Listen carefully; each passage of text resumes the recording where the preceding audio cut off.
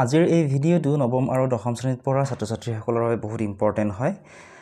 তোমালোকৰ এটা নতুন সাবজেক্ট তোমালোকে পাবা, লগতে তোমালোকৰ বহুকেইটা সালসলনি কৰা হৈছে তোমালোকৰ সাবজেক্টসমূহৰ। গতিকে তোমালোকে ভিডিঅ'টি শেষলৈকে চাই থাকা, এইখিনি সকলো ল'ৰা ছোৱালীয়ে জনাটো অতি প্ৰয়োজনীয়। এই নটিফিকেশ্যনখন প্ৰকাশ পাইছিলে যোৱাকালি অৰ্থাৎ 26 এপ্ৰিল 2024 ইয়াত লিখা আছিল in continuation of the office notification number date 27 February 2024 and number published in the academic calendar 2024-25. This is for information of all concerned that some changes regarding examination under Board of Secondary Education has been decided from the academic session 2024-25.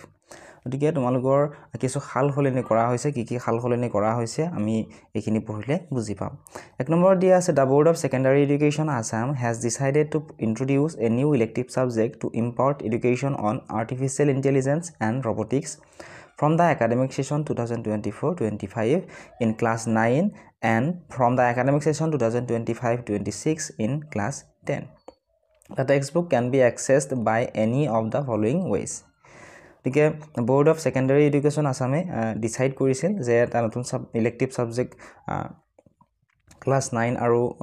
Class 10ৰ ছাত্ৰ-ছাত্ৰীসকলক দিয়া হ'ব। সেই elective সাবজেক্টটোৰ নাম হৈছে artificial intelligence and robotics. 2024-25 শিক্ষাবৰ্ষত অৰ্থাৎ এইবাৰ class 9ৰ ছাত্ৰ-ছাত্ৰীসকলে এই কিতাপখন পাব আৰু 2025-26 লৈকে ক্লাছ 10ৰ ছাত্ৰ-ছাত্ৰীসকলেও এই কিতাপখন পাব। অৰ্থাৎ এইবাৰ ক্লাছ 10ৰ ছাত্ৰ-ছাত্ৰীসকলৰ বাবে আৰ্টিফিচিয়েল ইণ্টেলিজেন্স এণ্ড ৰবটিক্স যিখন ইলেক্টিভ সাবজেক্ট এইখন কোনো প্ৰয়োজন নাই। ঠিক আছে, নেক্সট লিখা আছে the text book can be accessed by any of the following ways. Text বুকখন তোমালোকে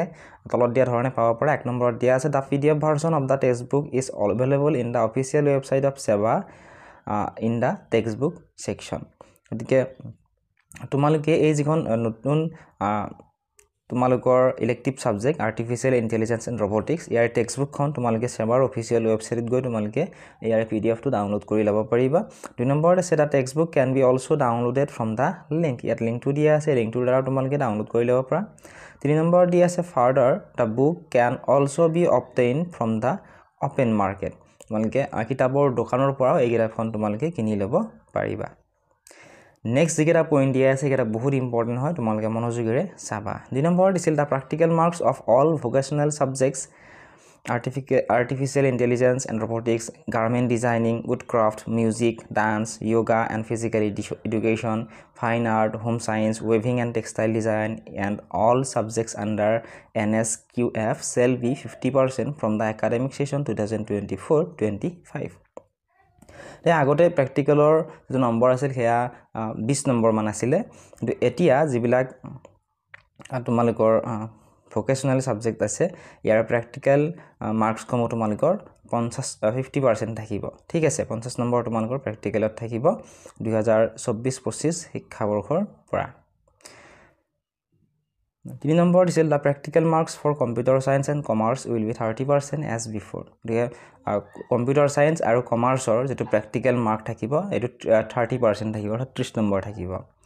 4 নম্বৰত আছিল the district level internal examination committee will conduct the practical exam for all the subjects artificial intelligence and robotics, garment design, woodcraft, music, dance, yoga and physical education, computer science, commerce, fine art, home science, weaving and textile design, and all the subjects under NSQF for both classes 9 and also for final board exam of class 10 2025. The system of taking practical exam at the center level is abolished. The students must pass in practical examinations separately. আগতে কি কৰা হৈছিল, চেণ্টাৰসমূহতে practical এক্সামসমূহ পতা হৈছিল, কিন্তু এতিয়া practical এক্সামসমূহতো district level internal examination কমিটিয়ে তোমালোকৰ প্ৰেক্টিকেল এক্সামসমূহ ল'ব। গতিকে তোমালোকে ভালদৰে পঢ়িব লাগিব। ঠিক আছে, আগৰ নিচিনা তোমালোকৰ আৰু নাথাকে, যেনে তোমালোকৰ স্কুলত প্ৰেক্টিকেলটো কৰি লৈ গ'লেই হ'ল তেনেকুৱা ধৰণে নহয়, বহুতো ইয়াতে সালসলনি কৰা হ'ব। অৰ্থাৎ আগতকৈও এইবাৰ তোমালোকৰ পৰীক্ষাসমূহ বহুত বেছি টান হ'ব। 5 নম্বৰত আছে students have to secure pass mark in both MCQ and descriptive questions separately. 50% of internal assessment marks will be added with the marks secured in MCQ and a remaining 50% with the marks secured in descriptive questions. In that case, pass mark for MCQ portion shall be 13, pass mark for internal assessment in MCQ shall be 2, and similar for descriptive questions question portion also. তোমালোকৰ আগতে কি আছিল তোমালোকৰ থিওৰিৰ বা এমসিকিউৰ যিখিনি question আছিল এখিনি গোটেইখিনি মিলাই তোমালোকৰ যে প্ৰ্যাকটিক্যাল আছিল গোটেইখিনি মিলাই তোমালোকে 30 নম্বৰ পালে তোমালোকে পাস কৰিছিলা কিন্তু এইবাৰ কিন্তু খেনেকুৱা নহব মানে এমসিকিউৰ তোমালোকৰ 45 নম্বৰ থাকিব জানে ধৰা তোমালোকৰ ইন্টাৰনেল এসেসমেন্টত থাকিব 100 ৰ ভিতৰত 10 নম্বৰ তোমালোকৰ থাকিব ইন্টাৰনেল এসেসমেন্টত ঠিক আছে ইন্টাৰনেল এসেসমেন্টত হে 10 নম্বৰৰ ভিতৰত 2 নম্বৰ পাব লাগিব তাৰ পিছত তোমালোকৰ এমসিকিউত থাকিব 45 মাৰ্কস 45 নম্বৰ তাৰ ভিতৰত 13 নম্বৰ পাব লাগিব তাৰ পিছত আকৌ ডেসক্ৰিপটিভ কোৱেশ্চনৰ থিওৰি তোমালোকে 13 নম্বৰ পাব লাগিব ঠিক আছে যদি 13 তকৈ কম পোৱা তেতিয়া হলে তোমালোকে কিন্তু পাস নকৰিবা মানে এতিয়া কি নকৰে টোটালটো হিসাব নকৰে তোমালোকৰ তিনিটাতে তোমালোকে পাস কৰিব লাগিব যদি কোনোবাখনত তোমালোকে যেনে ধৰা এমসিকিউৰে তোমালোকে 45 ৰ ভিতৰত তোমালোকে যদি 12 পালা তেতিয়া তোমালোকে কিন্তু ফেইল কৰিবা ঠিক আছে এইখিনি মনত ৰাখিবা 6 নম্বৰ আছে the OMRs will be of 4 sets A B C D দে আগতে কি আছিল এখনই কোৱেশ্চন পেপাৰ আছিল গতিকে তোমালোকে কেতিয়াবা কোনোবাটো কোৱেশ্চন নোৱাৰিলে ওচৰৰ বা লগৰজনক তোমালোকে সুধিব পাৰিছিলা কিন্তু এতিয়া কিন্তু হেতু তোমালোকক কৰিব নোৱাৰিবা কাৰণ এবাৰ কি কৰিব এই তোমালোকৰ গ্ৰেড 4 গ্ৰেড 3 গ্ৰেড 4 যিবিলাক কোৱেশ্চন পেপাৰ আছে ঠিক তেনেকুৱা ধৰণে কোৱেশ্চন পেপাৰ বিলাক দিব অৰ্থাৎ 4টা সেটত কোৱেশ্চন পেপাৰ বিলাক কাটিব কোৱেশ্চন একোটাই থাকিব অপচন বিলাক তোমালোকৰ খালখলনি কৰি দিব তোমাক যদি এখন বেলেগ কোৱেশ্চন পেপাৰ দিয়ে কোৱেশ্চনটো একেই থাকিব কিন্তু অপচন কেইটা খালখলনি কৰি দিব তোমাৰ কাখত বহাজনৰ বা আগে পিছে বহাজনৰ লগত তোমালোকৰ কোৱেশ্চনৰ যে অপচন কেইটা হেকিটা নিমিলে ইয়াৰ বিষয়ে মই অন্য এটা ভিডিও ধুনিয়াকৈ বুজাই দিম অলপ পিছতে মই ভিডিওটো আপলোড কৰি দিম তোমালোকে চাই লবা নেক্সট আছে in the subject science and mathematics and the questions sorry 7 number is in English and other language subjects it is necessary that all the questions will be from the prescribed lessons chapters only there may be unseen passages grammar items etc the question will be based on the learning outcomes of the subjects আগতে কি কৰিছিল direct তোমালোকক স্কুলতো সন্মানীয় ছাৰবাইদেউ সকলে direct তোমালোকৰ question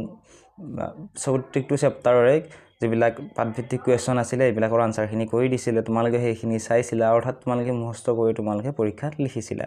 কিন্তু এইবাৰ হেনেকুৱা নহয় এইবাৰ তোমালোকে গোটেইখিনি চেপ্টাৰখিনি ভালদৰে বুজি ল'ব লাগিব কিতাপৰ ভিতৰৰ পৰা বহুতো কোৱেশ্চন তোমালোকক দিব লগতে আনসিন পেছেজ থাকিব গ্ৰামাৰৰ কোৱেশ্চন থাকিব আদি তোমালোকে পাবা যে বহুত বেছি তোমালোকৰ পৰীক্ষা এইবাৰ টান হোৱা তোমালোকে দেখিবলৈ পাবা 8 নম্বৰ আছে in the subject science and mathematics the questions